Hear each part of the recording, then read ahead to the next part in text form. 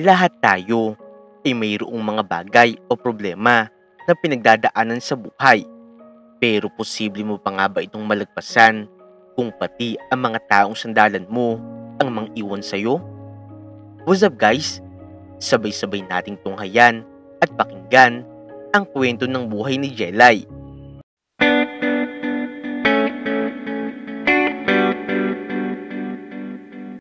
Isang araw ay kagagaling lamang ni Jelay sa paaralan. Habang tinatahak ang kalsada papauwi sa kanilang bahay, napansin naman niya na pinagtitinginan siya ng kanilang mga kapitbahay. Noong makita nga siya ng mga ito, ay ito rin kaagad ang kanyang narinig. Hoy, tingnan nyo, di ba yan si Jelay? Yung anak ng baliw? Pulong ni Aling Josie. Oo, siya nga yan. Ilang taon nang mayroong diferensya sa utak ang nanay niya. Hindi ko nga alam kung paano niya kinakaya ang ganong sitwasyon eh. Tugon ni Aling Trina. Naku, hindi na rin ako magtataka. Baka isang araw, si Jelly na rin ang mabaliw. Ang hirap kaya nun. Hindi na nga maayos ang buhay nila. Baliw pa ang kasama niya. Sambit muli ni Aling Josie, sabay pigil ng tawa. Sa puntong ito, inarindi na rin ang mga tenga ni Jelay sa kanyang mga narinig. Halos araw-araw nga rin kasi, ay ganitong mga linya na rin ang kanyang mga naririnig. Sa edad pa lamang kasi na 17, marami na nga siyang kinakaharap na pagsubok sa buhay.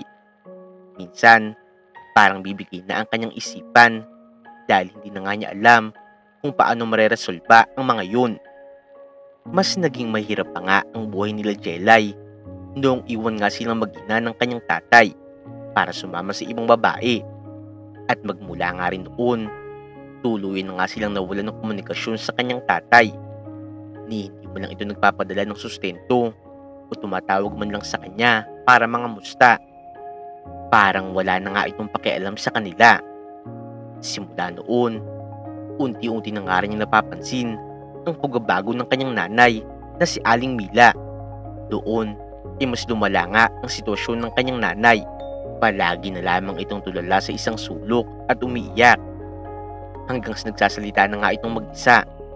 Sa tulong naman ng kanyang tiyahin na si Tia Mirna, na ipatingin nila sa doktor ang kanyang nanay. Pero ayon na nga rin sa mga espesyalista, mayroon ng depresyon ang kanyang nanay. At maaaring dahil yun sa pag-abandona sa kanila ng kanilang padre de pamilya. Sa kagustuhang maipagamot ang kanyang nanay, ay sinubukan naman ni Jelay na humingi ng tulong sa kanilang barangay, pati na rin sa ibang mga tao. Pero ayon na nga rin sa ilang mga opisyal ng kanilang barangay, wala namang sapat na pondo upang matustusan ang gamutan ng kanyang nanay. Dahil din doon, hindi na nga niya ito muling naipatingin pa sa doktor. Sa tuwing sinusumpong nga ang kanyang nanay, kinakandado na lamang niya ang kanilang bahay para nga hindi na nga rin ito makaabala o makapanakit ng ibang tao. Habang tumatagal nga rin kasi, mas lumalala pa ang sitwasyon ng kanyang nanay.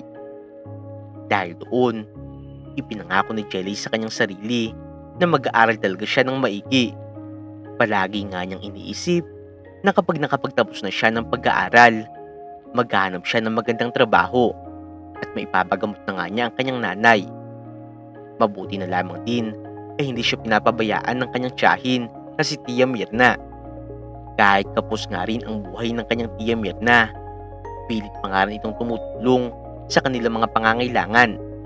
Isang beses, sa haba ng pagmumuni-muni ni Jelay, hindi na nga niya namalayan na nakarating na nga siya sa kanilang bahay. Nakita niya nakahiga na sa sahig ang kanyang nanay.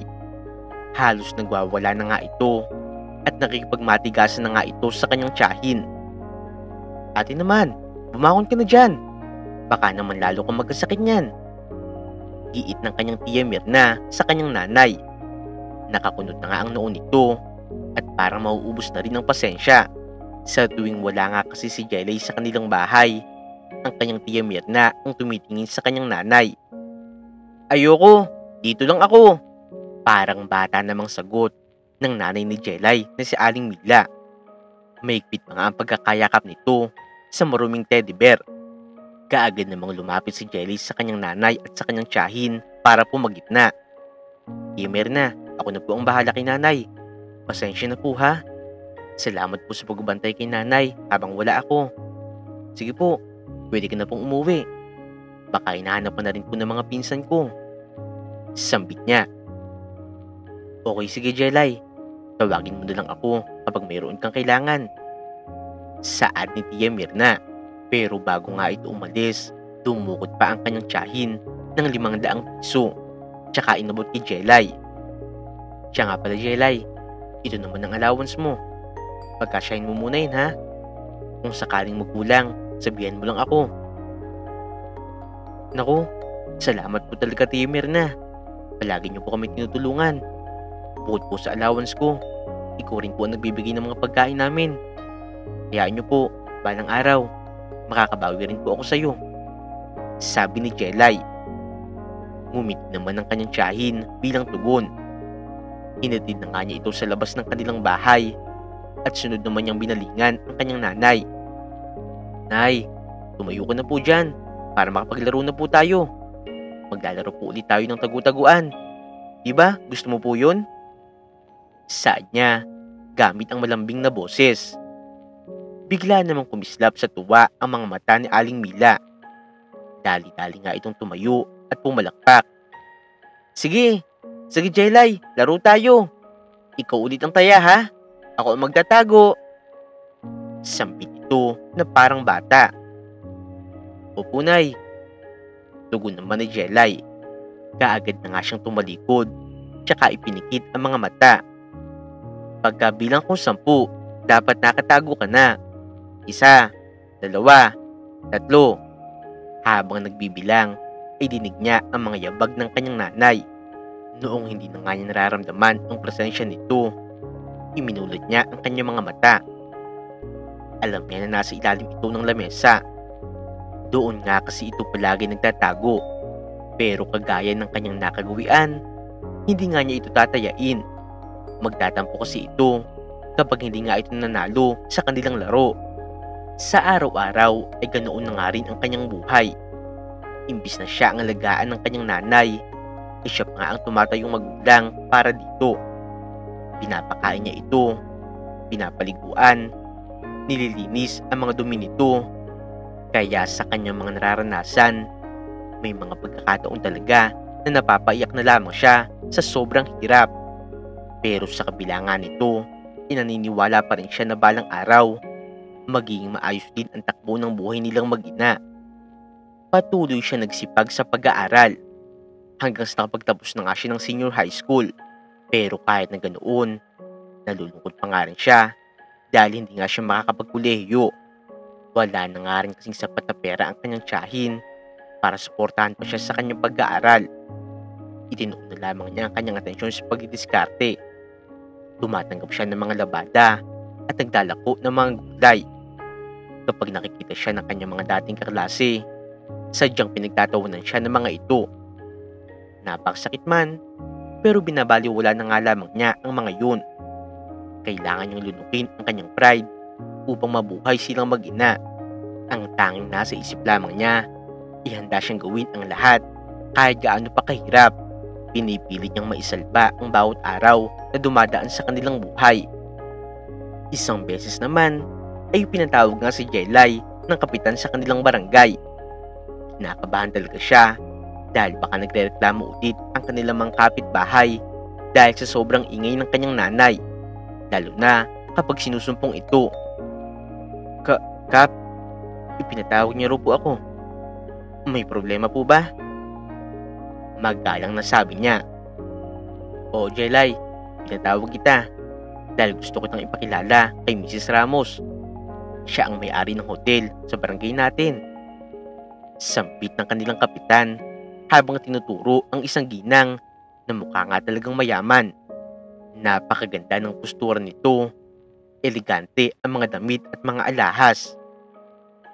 Magandang araw po, Mrs. Ramos. Ako po pala si Jelay. Pagbati ni Jelay. Magandang araw din sa'yo, Iha, Jelay. Lumapit sa akin si Kap at ikinuwento niya ang tungkol sa buhay mo. Humanga talaga ako sa katatagan mo. Kaya napagpasyan ko. Tulungan kita. Bibigyan kita ng scholarship para makapag-aral ka sa kolehiyo. Sabi kasi ni Cap, ikaw na lang talaga ang tumutulong sa nanay mong may sakit. Gustong gusto mo makapag-aral, pero may problema ka sa pinansyal.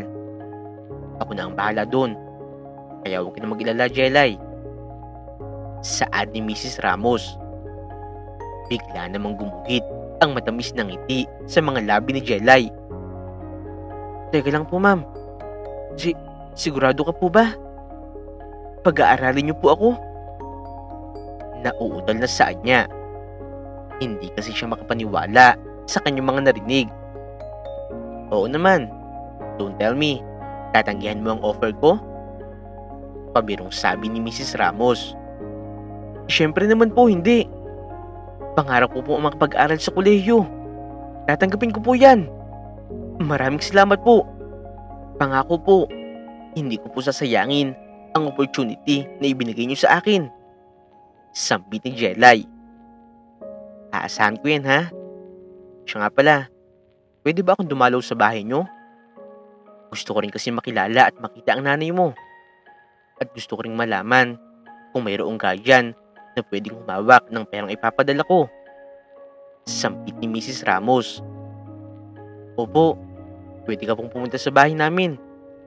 Ipapakilala rin po kita sa tiyahin ko.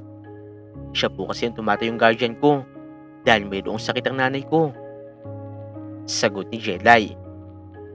Saglit pa nga siya nakipag-usap kay Mrs. Ramos hanggang sa isinama na nga niya ito sa kanilang bahay. Noong makarating doon, nadatnan nga nila na naglalaro sa putikan ang kanyang nanay. Pilit itong pinipigilan ng kanyang tiyahin pero ayaw naman makinig ng kanyang nanay. Nag-aalala siya para sa kanyang nanay kaya kaagad nga siya tumakbo papalapit dito. Nay, tama na po yan. Napakadumi po ng putik ko. Tara po at maligo ka na. Saad niya. Ayoko nga. Gusto ko pa maglaro.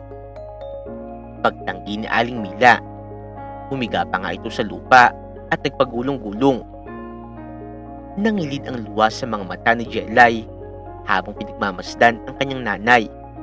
Pero pinigilan na nga lamang niya ang kanyang emosyon. Huminga siya ng malalim tsaka nagsalita ng malumanay. Nay, makinig ka naman po sa akin. Mayroon po tayong bisita, kaya kailangan mo pong maligo. Nakakaya naman po sa bisita natin. Dahil doon, bigla namang napukaw ang atensyon ng kanyang nanay. May bisita tayo? Makikipaglaro ba siya sa akin? Inosente nitong tanong. Opo, makikipaglaro po siya sa'yo. Kaya tara, maligo ka na. Kahit hindi totoo, ay umuo na lamang si Jelay. Napatalo naman sa tuwa si Aling Mila. Yay! May bago na akong kalaro. Sige, maliligo na ako. Hintayin niyo ako, ha? Sabi nito, tsaka tumakbo papasok sa loob ng kanilang bahay. Sinundan naman ito ng kanyang tiya Mirna. Pagkatapos noon, ikinusot ni Jelay ang kanyang muka. Ilang saglit pa nga rin, bago siya nagkaroon ng lakas ng loob na harapin si Mrs. Ramos. Ma'am Ramos, sorry po talaga, ha? Sorry po sa nakita mo. Ganoon po kasi talaga ang nanay ko eh. Pero huwag ka pong mag-alala, mabait naman po siya. Saad niya. Ano ka ba? Hindi ka dapat humingi ng pasensya sa akin. Kung tutuusin nga, mas lalo po akong pinahanga, Jelay. Kahit ganyan na nangyari sa nanay mo, hindi mo pa rin siya pinapabayaan. Napakabait mong anak. Mabuti ka, Jelay. Kaya mas lalo ako nagkaroon ng rason para tulungan ka. Saad ni Mrs. Ramos. Pinisil pa nga nito ang mga kamay ni Jelay bilang senyales ng pakikisimpatya. Tila hinaplos ang puso ni Jelay dahil sa sinabi ng ginang. Bihira lamang kasi ang mga tao na nakakaintindi sa kanyang sitwasyon. Salamat po talaga, Mrs. Ramos. Ang akala ko po kasi matatakot ka po sa amin at iuurong mo po ang scholarship na ibibigay mo sa akin. Ganoon po kasi ang ibang tao eh. Kapag nakikita po nila ang nanay ko, natatakot po sila at pinagtatawanan kami. Sampit ni Jelay. Napailing naman si Mrs. Ramos. Ikaw talaga, iha. Ganun ba kababaw ang tingin mo sa akin? Saan ito? Hindi naman po sa ganoon. Sadyang nasanay lang po ako na inusgahan ng ibang tao. Bata pa lang po kasi ako. Iba't ibang panginsulto at panghusgan na ang naririnig ko. Depensa niya. Pwes Jelay, ibahin mo ako sa kanila. Naranasan ko rin kung paano musgahan. Kaya hindi ko gagawin yun. Tsaka wala kang dapat ikahiya dahil wala ka namang ginagawang masama. Ang pagiging mahirap ay hindi ka husga-husga. Lalo naman kung lumalaban ka ng patas. Tandaan mo yun, Jelay. Saad ni Mrs. Ramos. Napangiti naman si Jelay sa kanyang narinig. Patuloy pa nga siya nakipagkwentuhan kay Mrs. Ramos. Hanggang siniyaya nga niya itong pumasok sa loob ng kanilang bahay. Kinalaunan, tuloy na nga siya nakapag-enroll sa kolehiyo. Kumuha nga siya ng kursong business administration. Kagaya ng kanyang pangako, nagsipag talaga siya sa pag-aaral.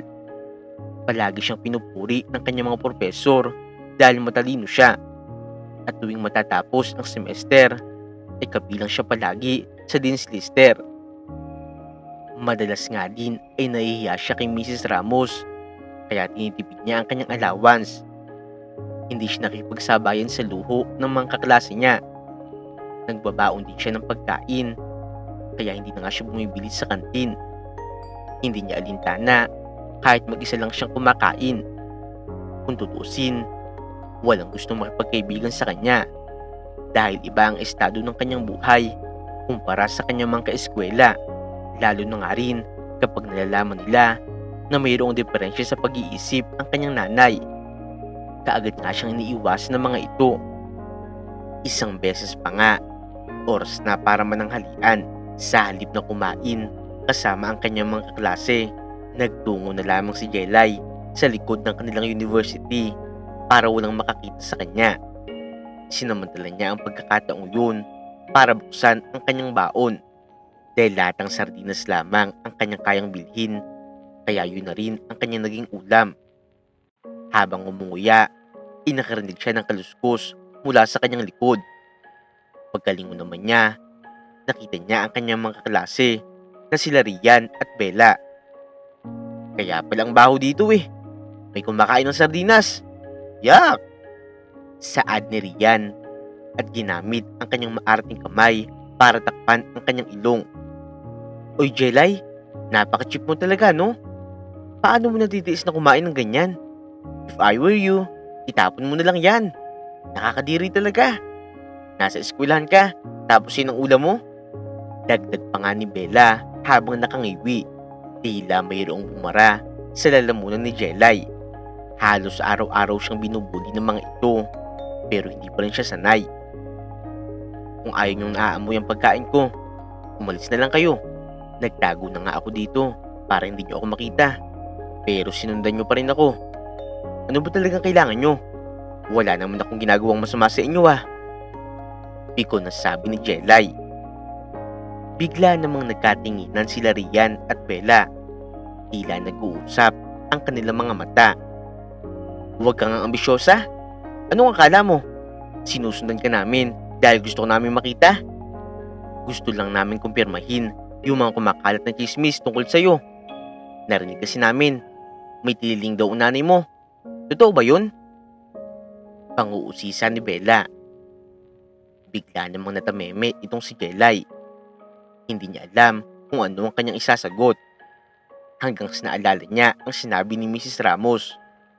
Wala siyang dapat ikahiya. Napahingang malalim muna siya bago siya sumagot. Oo, may depresyon ng nanay ko. Pero hindi naman tamang sabihin na mayroon siyang tililing. Nag-aaral kayo, pero hindi niyo alam ang tamang terminology sa pinagdadaanan niya. Sabay namang napatawa sila Rian at Bella. Come on Jelay, pinaikot-ikot mo lang sinabi mo eh. Pero sa madaling salita, may tililing ang nanay mo. Baliw siya. May sira ang utak niya. Pangahamak ni Rian. Tila umusok na nga ang ilong ni Jelay sa sobrang galit. Binitiwan niya ang kanyang hawak na Tupperware at sinunggaban si Rian. Bawiin mo ang sinabi mo! Huwag na huwag mong iinsultuhin ang nanay ko! Giit niya. Paano naman kung ayoko? Anong gagawin mo sa akin? Tila naghahamon na sabi ni Rian. Lalo namang nainis si Jelay. Namula ang kanyang mga mata sa sobrang galit hanggang sa itinaas na nga niya ang kanyang isang kamay at akmang sasabunutan si Rian. Sige, subukan mo. Kapag sinaktan mo ako, i-report kita sa guidance office. At kapag nangyari yun, pwede kang ma-expel. At sigurado, madidisappoint sa'yo ang sponsor mo, yung nag-scholar sa'yo. Pagbabanta ni Rian, nananatili naman sa pagkakatayo si Bella habang umahagalpak ng tawa. Bigla namang natauhan si Jelay. Hindi niya pwedeng itapon ang kanyang mga pangarap dahil lamang nadala siya ng bugso ng damdamin. Marahan niyang ibinaba ang kanyang kamay at huminga ng malalim. Napayuko na lamang si Jelay noong kanyang mapagtanto na mali ang pumatol sa mga ito. Huwag ka naman pala Diyan ka na nga. Baka mahawa pa kami sa pagiging baliw ng nanay mo. Sampit ni Rian. Inirapan pa nga siya ng mga ito tsaka umalis. Napakabigat talaga ng loob ni Jelay sa pagkakataong ito. Nawalan na nga siya ng ganang kumain, kaya iniligpit na nga niya ang kanyang mga baon. Maya-maya, nagtungo na rin siya sa banyo para magsipilyo. Noong makasiguradong maayos na ang kanyang sarili, bumalik na lamang siya sa classroom. Patuloy na nakaranas ng pangusga si Jelay mula sa kanyang mga kaklase. Pero mas pinili niyang manahimik dahil pagod na nga rin siya magpaliwanag. Total, sarado naman ang utak ng mga ito. Itinuon na lamang niya ang kanyang atensyon sa pag-aaral. Dumaan ng mga taon hanggang sa nagbunga na rin ang pagsusumikap niya at nakapagtapos na nga rin si Jelay ng kolehiyo na mayroong mataas na karangalan. Napag-alaman niya na malaki ang sahod sa BPO company kaya nag-apply na nga lamang siya bilang call center agent. Sa kabutihang palad naman, natanggap siya at naipasa niya ang mahabang training. Nagpursige si Jelay sa pagtatrabaho, kaya naman unti-unti rin siya na-promote hanggang sa naging workforce analyst na rin siya. Mas lalong lumaki ang kanyang sweldo, kaya nakapag-ipon na rin si Jelay. Pero hindi pa nga rin yung sapat upang maipagamot ang kanyang nanay. Isang beses, habang naglalakad sa hallway ng kumpanya, ay nabaling ang kanyang tingin sa lalaking nakatayo sa sulok. Singkit ang mga mata nito at umiigting ang panga. Matangkad nga rin ito at matipuno ang pangangatawan. Halos tumulo na nga rin ang kanyang laway dahil kamukha nito yung bidang lalaki sa Korean drama na kanyang pinapanood. Medyo matagal na nga siya nagtatrabaho sa kumpanyang ito, pero ngayon lamang niya nakita ang lalaking ito. Sa sobrang gwapo nga nito, imposibleng hindi niya ito mapansin. Marahil, bagong empleyado ito dito. Pero habang pinagmamasdan nga ni Jelay ang lalaking ito, bigla siya nadismaya noong makitang basta-basta na lamang nitong tinapon ang upos ng sigarilyo sa sahig. Pumunot ang kanyang noo, tsaka nilapitan ito. Hoy mister, bakit sa sahig ka nagtatapon ng basura? Pulutin mo yan at itapon mo sa trash can.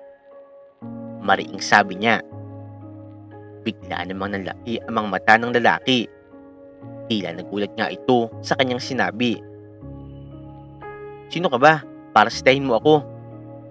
Hindi mo ba ako kilala? Sad naman ito. Wala akong oras para kilalanin ka. Wala rin akong interes sa'yo. Dahil ang gusto ko lang, pulutin mo ang kalat mo. Hindi porket mayroong janitor dito, basta-basta ka na lang magkakalat. Giit ni Jelay. Magsasalita pa nga sana siya, pero bigla nga rin dumating dito ang operational manager na si Joanne. Jelay, ano ba ginagawa mo? Huwag mong pagsalitaan ng ganyan si Sir Vince. Mariing sabi nito. Teka Ma'am Joanne, kilala mo siya? Naguguluhang tanong ni Jelay. Of course, kilala ko siya. Siya si Sir Vince. Siya lang naman ang tagapagmana ng kumpanyang ito. Simula ngayon, madalas na rin natin siyang makikita dahil tutulong siya sa pamamahala ng kumpanya. Tugon ni Joanne. Bigla talaga napatulala si Jelay sa kanyang narinig. Naloko na. Hindi pala niya dapat binulyuan at inutusan ang lalaki. Mag-sorry ka sa kanya, ngayon din. Utos ni Joanne. Muli namang binalingan ni Jelay ang lalaki. Sir Vince, pasensya na boss nagawa ko ha. Hindi na po mauulit yun. Sorry po talaga. Sabi niya. No problem. Kung tutuusin naman, may punto ka. Hindi ako dapat nagkakalat. Mali yun. Saad ni Vince. Yumuko pa nga ito para pulutin ang upos ng sigarilyo. Maiwan ko na kayo. Maghahanap ako ng trash can. Tumango lang naman si Jelay at pagkaalis ng binata, muli siyang binalingan ni Joanne. Naku Jelay, ikaw talaga oh. Salamat ka. Good mood si Sir Vince. Kung hindi, baka ito na rin ang huling araw mo sa trabaho. Mabuti pa Jelay, bumalik ka na lang sa cubicle mo. Mariing sabi ni Joanne. Sige po ma'am. Tugon ni Jelay. Napakamot na lamang din siya sa ulo at dali-dali siyang bumalik sa kanyang pwesto. Katulad ng dati, walang ibang ginagawa si Jelay kung hindi ituon ang kanyang atensyon sa pagtatrabaho. Sa tuwing nangangailangan niya na mag-overtime, siya pa rin mismo ang nagpepresenta. Minsan din naman, inakakasulubong niya sa kumpanya si Vince at nahuhuli nga niya ito na nakatingin sa kanya. Kapag ganoon, napapayuko na lamang siya sa sobrang hiya. Marahil kasi, inakatanim pa rin sa alaala ng binata ang ginawa niyang paninigaw dito. Isang gabi, nagtungo siya sa pantry para maghapunan. Binibilisan na nga rin niya sa pagkain dahil 15 minutes lamang ang kanyang break time. Bakit yan lang ang dinner mo? Eto, kumain ka pa. Napabalikwas na nga lamang si Jelay noong dumating si Vince. Inilapag na nito sa lamesa ang kahon ng fried chicken at pasta. Salamat po Sir Vince. Pero kailangan ko na pong bumalik sa pwesto ko. Viewing ko na po kasi ngayon. Nahihiyang sabi ni Jelay. Huwag mo munang intindihin yun. Nakausap ko ng team leader mo. Sinabi ko sa kanya na habaan mo pa ang break time mo para makapagpahinga ka rin. Huwag kang mag-alala. Bayad pa rin ang oras mo. Akong bahala. Giit ni Vince. Nagtataka si Jelay kung bakit ganoon kabait ang kanyang boss. Pero sino ba naman siya para magreklamo? Minsan nga lamang siya makapagpahinga, kaya susulitin na nga rin niya ang pagkakataong ito. Dumaan pa nga ang mga buwan. Patuloy na naging maganda ang pakikitungo sa kanya ni Vince. Mas dumalas pa nga rin ang pagbibigay nito ng pagkain sa kanya. Umabot nga rin sa punto na binibigyan na nga rin siya nito ng mga bulaklak. Napansin nga yun ng kanyang mga katrabaho, kaya tinudukso siya ng mga ito. Pero ayaw naman niyang bigyan ng mali siya ang kabaitan sa kanya ng kanyang boss. Isang umaga, pagkarating sa kumpanya, inakita niya ang isang bouquet at mga tsokolate sa kanyang lamesa. Nabasa niya ang note na nakasulat doon, kaya nakakasigurado siya na galing yon kay Vince. Napabuntong hininga naman siya. Nais niyang malaman ang totoong pakay ng binata, kaya naglakas loob na nga rin siya pumunta sa opisina nito. Noong makarating, nakita niyang abala ito sa pagbabasa ng mga papeles. Good morning, Jelay. Nagustuhan mo ba yung surprise ko? Sambit ni Vince noong mapansin siya. Yes, sir. Salamat po sa mga yun. Pero sir, pwede po ba ako magtanong? Saan ni Jelay? Sige lang, Jelay. Ano yun? Sagot naman ni Vince at kaagad na binitawan ang mga hawak niyang papeles. Sir, bakit po masyado kang mabait sa akin? Bakit mo po ako binibigyan ng mga regalo? Hindi naman po ganoon ang trato mo sa ibang mga empleyado. Naguguluhan po kasi ako eh. Sambit ni Jelay. Napangisi naman si Vince. Grabe, hindi ko inaasahan. Ganyan ka pala kamanhid. Hindi mo ba nahalata, Jelay? May gusto ako sa'yo. At nililigawan kita. Pag-amin ng binata. Tila nag-init ang batok ni Jelay sa kanyang narinig. Pero sino ba naman siya para magustuhan ng kanyang boss? Sir, ibang babae na lang po ang ligawan mo. Wala po akong oras para sa love life. Dahil marami po akong responsibilidad. Hindi rin po ako bagay sa inyo. Hindi po tayo magka-level. Napakiyaman mo po. Boss po kita. At empleyado mo lang ako. Giit ni Jelay. Kung ano man ang responsibilidad mo, Jelay, handa akong damayin ka. Sambit ni Vince. Hindi mo po naiintindihan, sir. Basta, sa iba mo na lang po ibaling ang atensyon mo.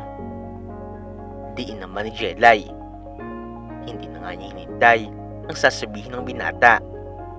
Lumabas siya ng opisina at bumalik sa kanyang pwesto. Isang gabi, nakatayo sa gilid ng kalsada si Jelay.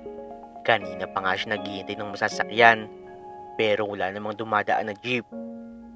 Maya-maya, huminto sa kanyang tapat ang napakagarang kotse at bumaba mula doon si Vince. Tara, Jelay, sumakay ka na. Ihahatid na kita sa bahay nyo. Sambit ng binata at binuksan pa nga nito ang pinto ng kanyang kotse. Sige po, sir. Bagamat nahiya, tinanggap na lamang ni Jelay ang alok nito. Gusto na nga rin niya kasing makauwi para makapagpahinga. Sinigurado ni Vince na maayos ang kanyang pagkakaupo at ito naman ang pumwesto sa driver's seat. Sir, dyan mo na lang po ako ibaba sa may kanto. Sambit ni Jelay habang tinuturo ang direksyon. Sinunod naman ng binata ang kanyang sinabi. Salamat po sa pagkatid sa akin, sir. Saan niya habang bumababa ng kotse. Walang anuman, Jelay. Ingat ka rin, ha? Aalis na ako. Magiliw naman ang tugon ni Vince. Mag-iingat ka rin po, sir. Salamat po ulit. Nasaan yung laruan ko? Nasaan yung teddy bear ko? Natigilan nga si Jelay noong marinig ang ingay mula sa loob ng kanilang bahay. Maging si Vince ay nagulat. Si Nana yun, ha? Nataranta nga si Jelay, kaya kumaripas siya ng takbo papasok sa kanilang bahay. Sa halip nga na umalis na si Vince, isinundan niya si Jelay. Noong makapasok sa kanilang bahay, nadatna ni Jelay na nagwawala ang kanyang nanay. Pinaghahampas nga rin nito ang kanyang tiyahin. Nay, tama na po yan. Huwag mo pong saktan si Tia Mirna. Niyakap niya ang kanyang nanay upang awatin. Maging si Vince ay pumagitna na rin dito. Tinapon niya ang teddy bear ko, kaya kaaway ko siya. Sumbong ni Aling Mila sa kanyang anak. Ate Mila, hindi ko tinapon ang teddy bear mo. Nilaban ko lang yun dahil sobrang dumi na. Nakasampay lang yun sa labas ng bahay. Depensa naman ni Tia Mirna. Subalit parang walang naririnig si Aling Mila. Patuloy lamang ito sa pagwawala. Napabuntong hininga naman si Jelay, tsaka binalingan ang kanyang nanay. Nay, tama na po yan. Bukas na bukas, bibilan na lang kita ng bagong teddy bear. Bigla namang kumalma si Aling Mila. Napatalon nga rin ito sa sobrang tuwa. Yay! Magkakaroon ako ng bagong teddy bear. Gusto ko rin ng Barbie at ng dollhouse. Magilong na sabi nito. Opo, Nay. Kahit anong laruan na gusto mo, bibiliin ko para sa'yo. Pinigil ni Jelay ang kanyang emosyon habang nagsasalita. Pero Nay, kailangan mo na magpakbait ha. Matulog ka na po. Sasamahan ka po ni Tia Mirna. Sige, sige. Matutulog na ako para magka-teddy bear na ako. Magiliw na sabi ni Aling Mila. Tuloy na nga itong kumalma at pumasok na nga ito sa kwarto. Sinamahan naman ito ni Tia Mirna. Kinusot ni Jelay ang kanyang muka tsaka umupo sa sofa. Ngayon Jelay, naiintindihan na kita. Kaya mo ako binasted. Dahil kailangan mong alagaan ng nanay mo. Kailangan mo siyang tulungan. Napapitlag naman si Jelay noong marinig ang boses ni Vince. Ano? Na-turn off ka na sa akin no? Saan niya? Hindi no? Bakit naman ako mata-turn off sa'yo? Kung tutusin nga, mas lalo kita nagustuhan. At hindi ako susuko sa panliligaw sa'yo. Handa rin akong tulungan ka sa pag-aalaga sa nanay mo. Sabi ni Vince. Hindi makapaniwala si Jelay sa sinabi nito. Pakiwari niya, siya yung bidang babae sa fairy tale at nakilala na nga niya ang kanyang knight in shining armor. Hindi nagtagal na pagtanto niya na wala namang masama kung bubuksan niya ang kanyang puso. Kaya pinayagan na nga rin niya na manligo sa kanya si Vince. Unti-unting nahulog ang loob niya para sa binata. Hindi na nga rin siya nagpatumpik-tumpik pa at ipinagkaloob na nga rin niya ang kanyang matamis na oo dito. Naging masaya naman ang kanyang pakikipagrelasyon kay Vince. Sa bawat araw na kasama niya ito, ay ramdam niya ang pagmamahal nito. Maging ang pamilya ng binata ay maayos din naman ang pakikitungo sa kanya. At hindi nga siya nakaramdam ng panghusga mula sa mga ito. Hinimukha rin siya ni Vince na dalhin sa mental facility ang kanyang nanay. Nagbigay pa nga ito ng tulong para sa pagpapagamot ng kanyang nanay. Buong puso naman niyang tinanggap ang tulong ni Vince. Ito ang mga gamot na iinumin niya. Kailangan niya rin sumailalim sa therapy para magtuloy-tuloy na ang paggaling niya. Mas makakabuti rin kung mananatili siya dito sa mental facility para maobserbahan namin siya. Saad ng doktor pagkatapos nga nitong ma-check up ang kanyang nanay. Dok, kailangan ko po ba talagang iwan dito si nanay? Parang hindi ko po kasi kaya kung maiiwalay siya sa akin. Sambit ni Jelay. Bakas sa kanyang muka ang pagkabalisa. Iha, naiintindihan ko ang nararamdaman mo. Pero ito rin kasi ang makakabuti para sa nanay mo. Huwag kang mag-alala. Aalagaan namin siya ng maayos. Tsaka pwede mo rin naman siyang dalawin eh. Sabi ng doktor. Napatingin sa kawalan si Jelay. Ayaw niyang mapalayo sa kanyang nanay. Pero gusto nga niya itong gumaling. Kaya kailangan na nga rin niyang humantong sa mabigat na desisyon. Binalingan niya ang inosenteng mukha ng kanyang nanay. Gamit ang kanyang mga kamay, sinuklay niya ang buhok nito. Nay, dito ka po muna ha. Ito po muna ang magiging bahay mo. Magiging masaya ka dito dahil marami ka pong kalaro. Emosyonal na sabi niya. Ako lang? Hindi ka kasama? Tanong ni Aling Mila sa anak. Hindi po pwede. Pero huwag ka pong mag-alala. Bibisitahin po kita. At magdadala po ako ng maraming laruan. Pati na po masasarap na pagkain. Pangako Nay, palagi po kitang bibisitahin dito. Magpagaling ka lang po. Saan niya? Pinilit niyang umiti kahit ang totoo. Parang sinasaksak ang kanyang puso. Sige na nga. Pagpayag ni Aling Mila. Masunurin talaga ang nanay ko. Magpakabait ka po dito ha. Kapag sumunod ka lang po sa mga utos ng mga doktor, mas madali ka pong gagaling. Tsaka may premyo ka sa akin. Sambit niya. Pero hindi naman sumagot si Aling Mila. Nabaling kasi ang atensyon nito sa nakadisplay na manika. Minsan ay iniisip ni Jelay na naging ganoon ang kanyang nanay dahil nais nga nitong bumalik sa pagkabata. Yung panahon na wala pa nga itong problema. Kahit naman siya ay yun din ang gusto. Subalit kailangan niyang kaharapin ang realidad dahil ito na nga ang mayroon siya ngayon. Maya-maya, pinapirma na nga rin siya ng staff ng mga kaukulang dokumento hanggang sa tuloy na nga rin na-admit ang kanyang nanay. Niyakap niya ito ng napakahigpit bago siya umalis. Noong makauwi sa bahay, dumiretso siya sa kanyang kwarto. Isinubsob niya ang kanyang mukha sa unan tsaka humagulhol ng iyak. Masakit, pero pili niyang ipinaalala sa sarili na tama lamang ang kanyang naging desisyon. Tinupad naman ni Jelay ang pangako niya sa kanyang nanay. Palagi niya itong dinadalaw hanggang sa dumaan ang mga buwan at unti-unti na nga niya nakita na bumabalik na nga ito sa tamang pag-iisip. "Nay, kamusta ka na po?" tanong niya. "Okay lang naman ako. Nakakain na ako ng maayos dito. Ikaw ba, anak?" Saad ni Aling Mila. "Maayos din naman po ang kalagayan ko, Nay.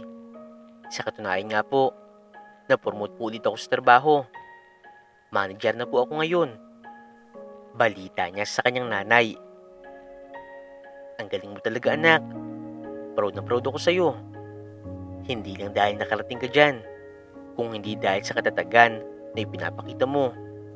Tandaan mo, anak, ipinagmamalaki kita. Proud ako sa'yo." Nangilid ang luha sa mga mata ni Aling Mila. "Hindi ko alam, anak, kung paano mo kinakaya mga pinagdadaanan mo. Hindi mo tayo ng tatay mo. At ako, nagkaproblema ako. Nawala ako sa tamang pag-iisip.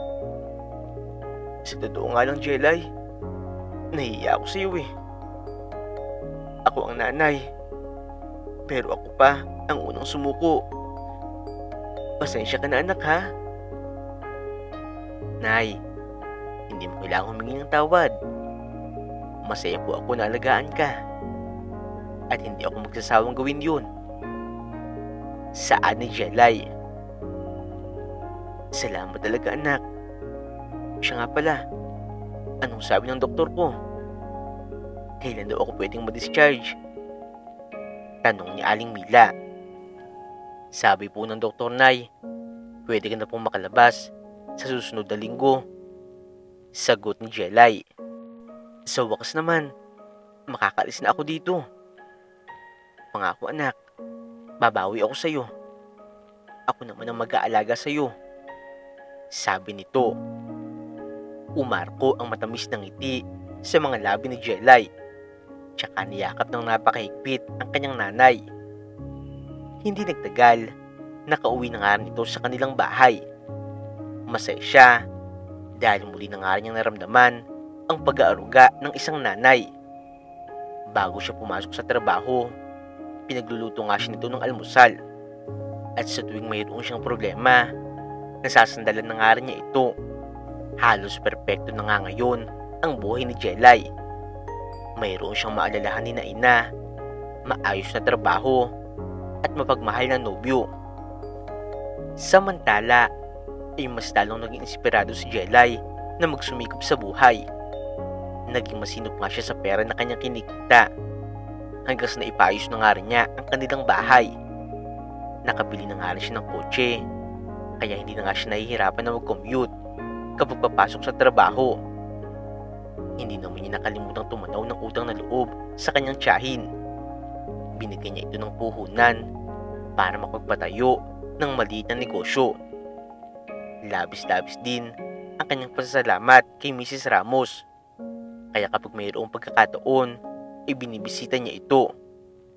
Pati na nga rin sa kanyang nobyo, ay sobra siya nagpapasalamat dito. Isang beses, habang lula ng kotse, napapailing na lamang si Jelay.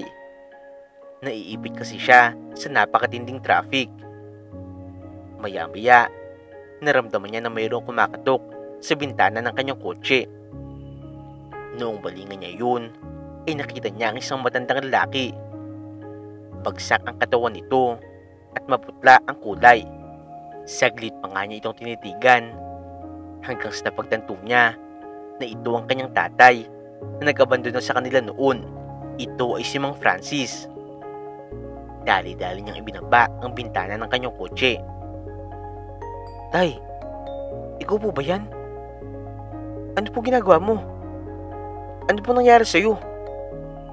tanong niya. Nanlaki naman ang mga mata ni Mang Francis noong makilala siya nito. Jelay? Ikaw ba na pala yun, anak? Ang laki na ng pinagbago mo, ha? Ako nga po ito, tay. Pero napaano ka po? Bakit ganyan ang itsura mo? Di ba maayos naman ang buhay mo dati? Sabi ni Jelay. Iniwan kasi ako ng dati kong kalaguyo dahil wala na akong silbi.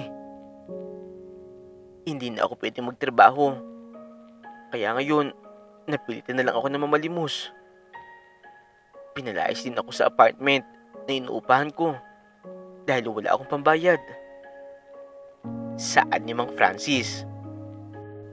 Dali-daling kumuha si Jelay ng pera mula sa kanyang bag at inabot nga ito sa kanyang ama. "Eto po, pambili mo ng pagkain." Walang emosyon niyang sabi. "Salamat, anak. Siya nga pala, doon pa rin ba kayo nakatira ng nanay mo? Baka naman pwede akong dumalaw sa inyo," tanong ni Mang Francis. "Pasensya na po, pero hindi. Mas makakabuti kung hindi na kayo magkikita ni nanay," pagtanggi ni Jelay. Yun lang at inangat na nga rin niya ang bintana ng kanyang kotse. Maya-maya, umusad na nga rin ang traffic, kaya pinaandar na rin niya ang kanyang kotse. Naawa siya para sa kanyang tatay, pero hindi rin madaling makalimutan ang ginawa nito sa kanila. Noong makauwi sa kanilang bahay, inamumuto ang kanyang mga mata. Sinalubong naman siya ng kanyang nanay. "Anak, ayos ka lang ba? Bakit ka umiiyak?" tanong nito. Huminga muna ng malalim si Jelay bago sumagot. "Nay, nakita ko po kasi si tatay. Namamalimos siya sa kalsada kanina. Iniwan na raw siya ng babae niya." "Totoo ba yan? Bakit hindi mo siya pinapunta dito? Matanda na ang tatay mo. Paano kung kailangan niya ng tulong mo?" Saad ni Aling Mila.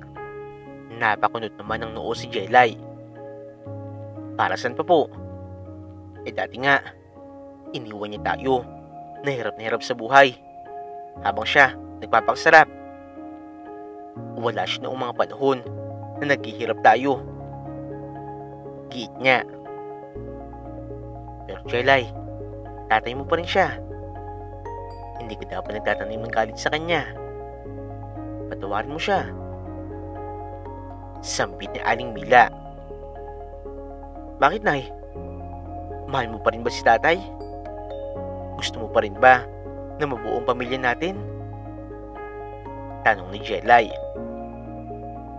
"Hindi na, anak. Masaya na ako na tayong dalawa na lang. Pero ayoko na magtatanim ka ng galit sa magulang mo. Isipin mo na lang, kung hindi dahil sa mga pinagdaanan natin, hindi ka magiging matatag," sambit na Aling Mila. "Pasensya na, Nay, pero hindi ko pa talaga kaya na magpatawad. Masyadong masakit ang mga nangyari noon," sabi ni Jelay. "Hindi kita pipilitin, anak, pero sana mahanda mo rin ang pagpapatawad sa puso mo," sabi ni Aling Mila.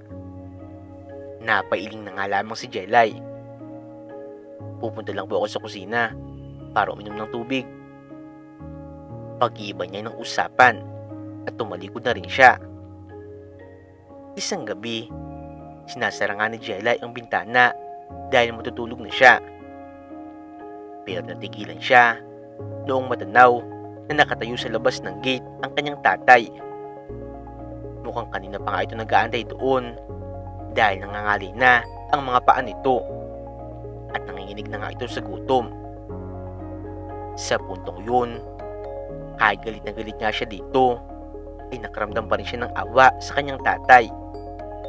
Hindi niya maatim na nahihirapan ito. Kumaripas siya ng takbo, tsaka pinagbuksan ito ng gate.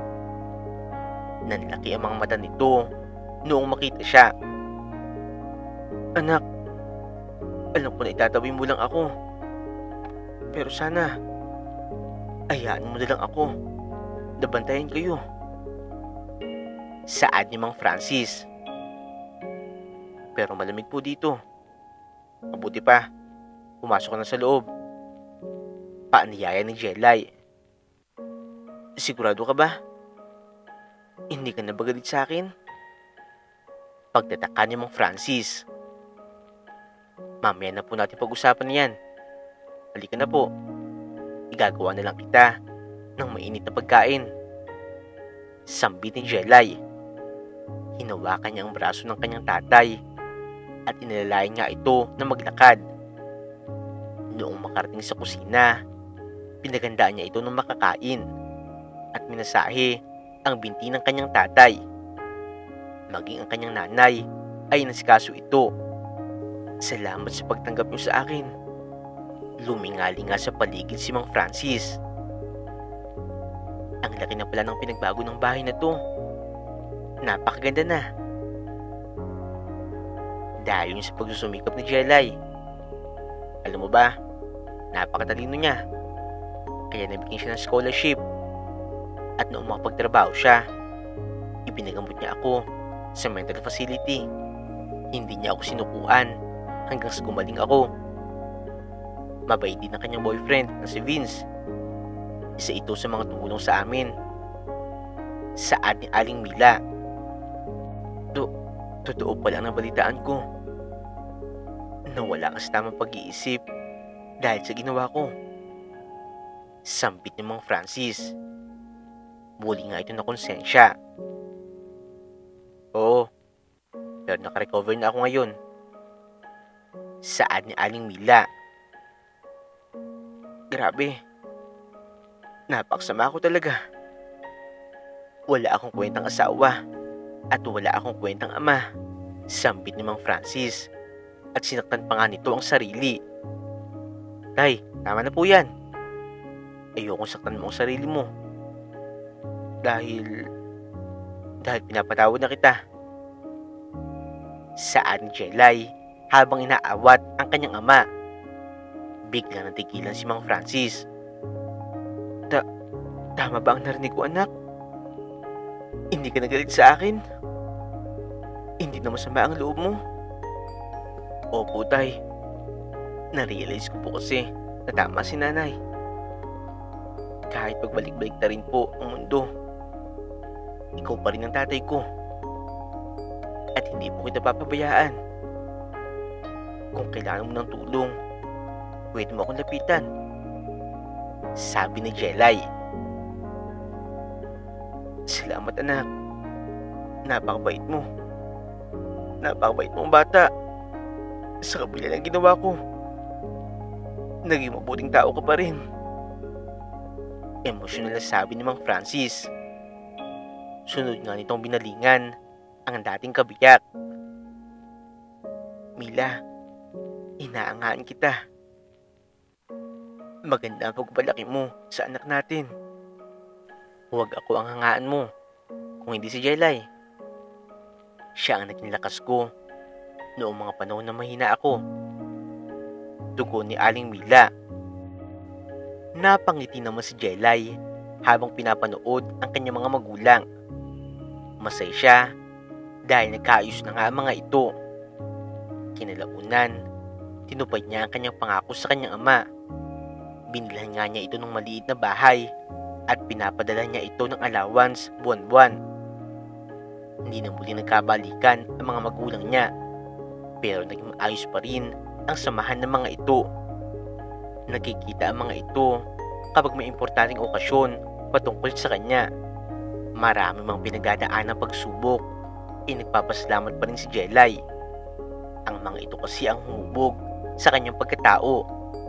Pakiramdam niya, kaya na nga niya maligpasan ang anumang problema na darating sa kanya dahil matatag siya at hindi nga siya papabayaan ng buong may kapal. Kinalaunan, ikinasal na nga rin siya kay Vince. Pero hindi pa nga rin niya pinapabayaan ang kanyang mga magulang, lalo na ang kanyang nanay.